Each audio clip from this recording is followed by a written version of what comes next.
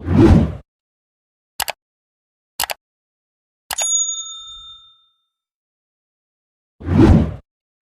Friends, चलिए तो आज के हम इस वीडियो में सीखेंगे घातांकों का नियम और इस नियम के द्वारा प्रश्नों को किस तरीके से हल किया जाता है हम इस वीडियो में सीखेंगे। तो आप इस वीडियो को अंत तक देखना जिससे कि आपको अच्छे तरीके से समझ में आ सके। और इस वीडियो में हम एकदम बेसिक से सिखाएंगे जिससे कि आपको समझने में परेशानी न हो। तो चलिए वीडियो को स्टार्ट करते हैं। तो घातांकों का नियम समझने से पहले हम आपको कुछ बेसिक रूल सिखा देते हैं जिससे कि आपको प्रश्न को बनाने में परेशानी ना हो। ये मेरा बेसिक रूल है।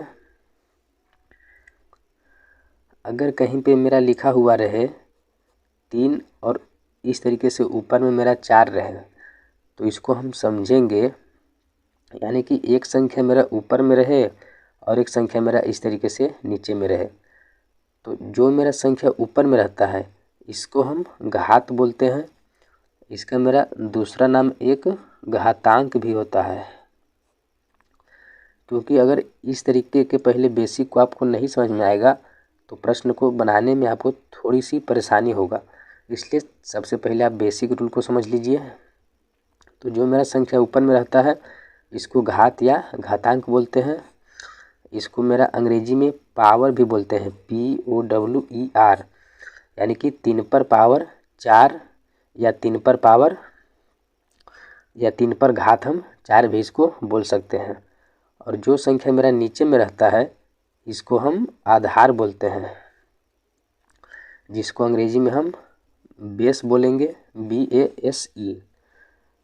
अगर मेरा कहीं पे भी संख्या रहा 2 पर पावर 5 तो इसको समझेंगे कि 2 जो मेरा है नीचे वाला जिसको हम आधार बोलते हैं ये मेरा 5 बार लिखा हुआ है, यानी कि 2 गुना 2 गुना 2 फिर 2 गुना 2, यानी कि 2 को हम 5 बार लिख देंगे। उसके बाद अगर कहीं पे मेरा 3/4 पर पावर 2 हो, यानी कि 3/4 का घात मेरा 2 हो तो इसको समझेंगे कि हम 3/4 और 3/4 मेरा 2 बार लिखा हुआ है। एक उदाहरण और समझिए। अगर कहीं पे मेरा 4 गुना 4 गुना 4 यानी कि इस तरीके से लिखा हो तो इसको हम समझेंगे कि 4 पर पावर मेरा 3 है, यानी कि 4 मेरा 3 बार लिखा हुआ है। तो यही मेरा हो गया 4 पर पावर 3। तो चलिए अब हम घातांक के नियम को समझेंगे और वही नियम से हम प्रश्न को बनाना सीखेंगे।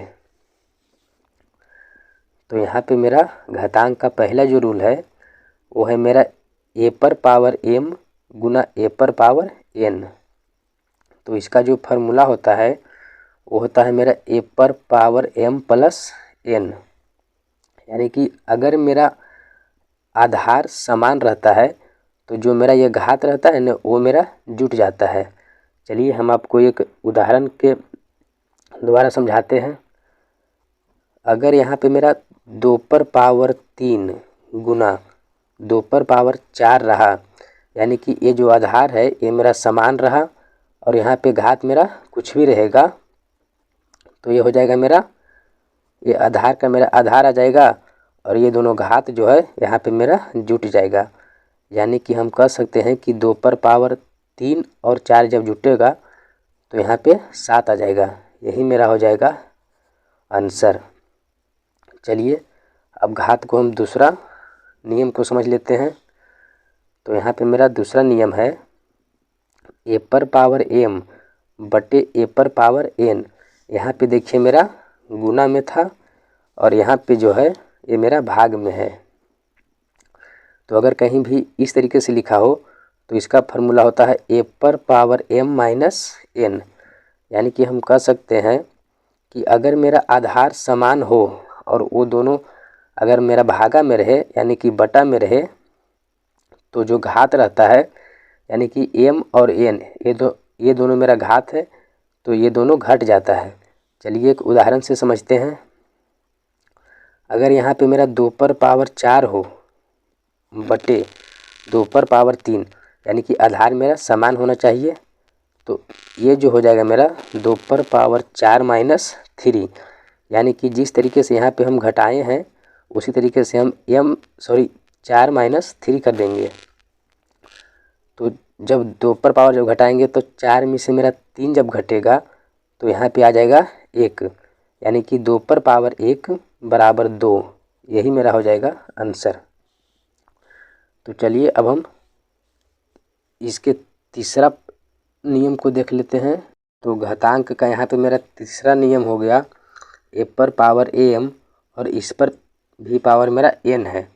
तो इसका जो मेरा फार्मूला हो जाएगा ये हो जाएगा ए पर पावर एम गुना एन, जिसको हम ए पर पावर एम एन भी बोलेंगे, यानी कि ये दोनों मेरा समान ही है। चलिए एक हम उदाहरण के द्वारा समझते हैं। अगर मेरा 2 पर पावर 3 और इस पर पावर 4 रहा तो हम समझेंगे कि 2 पर पावर मेरा 3 गुना 4 हो जाएगा। जब हम पावर को गुना करेंगे तो यहाँ पे आ जाएगा 2 पर पावर 3 चौके 12। यही मेरा हो जाएगा आंसर। चलिए एक हम 4 यानी कि चौथा रूल को हम देख लेते हैं। चौथा रूल यहाँ पे मेरा कहता है कि ए बटा बी पर पावर एन है। तो इसका जो मेरा फार्मूला होता है ये हो जाएगा ए पर पावर एन बटा बी पर पावर एन, यानी कि ये जो घात है ये मेरा दोनों पे चढ़ जाएगा, ए पे भी हो जाएगा और यहाँ पे बी पे भी हो जाएगा। चलिए इसको भी हम एक उदाहरण से समझते हैं। अगर यहाँ पे मेरा 2 पर पावर 4 रहे और यहाँ पे मेरा 4 पर पावर यहाँ पे 3 हम ले लेते हैं, 3 पर पावर 4 रहे, क्योंकि ए और बी जो है इसका मेरा मान अलग अलग लेना है और एन का भी मान मेरा अलग होना है। तो यहाँ पे ले लिए 2 पर पावर 4 और यहाँ पे मेरा 3 पर पावर 4 जब है, इसको हम इस तरीके से नहीं लेंगे, इसको हम ले लेंगे 2/3 पर पावर 4, यानी कि हम इस रूप में लेंगे। ये मेरा गलती हो जाएगा। ए बटा बी पर पावर एन है तो इसी रूप में हम ले लिए 2/3 पर पावर 4।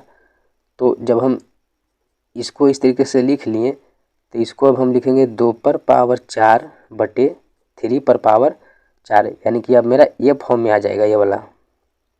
तो हो जाएगा मेरा 2 पर पावर 4/3 पर पावर 4।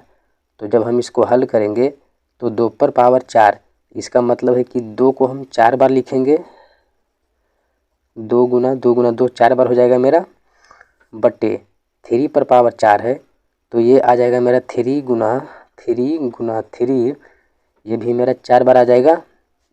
तो जब हम इसको हल करेंगे तो हो जाएगा मेरा 2 दूना 4, 4 दूना 8 और 8 दूना 16।